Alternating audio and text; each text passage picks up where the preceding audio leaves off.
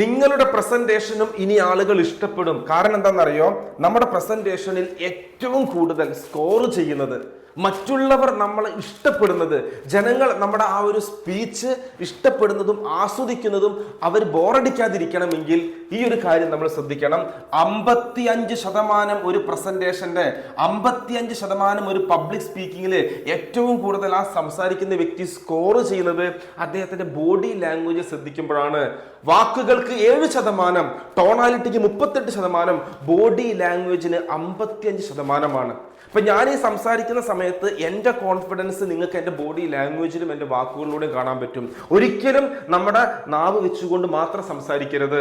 നമ്മുടെ കണ്ണ്, അതുപോലെ തന്നെ നമ്മുടെ കൈകൾ, നമ്മുടെ കാല്, നമ്മുടെ ഹോൾ ബോഡിയെ യൂസ് ചെയ്യാൻ അറിയണം പബ്ലിക് സ്പീക്കിങ്ങിന്. സോ പബ്ലിക് സ്പീക്കിംഗ് നിങ്ങളുടെ അധികം ഇഷ്ടപ്പെടും.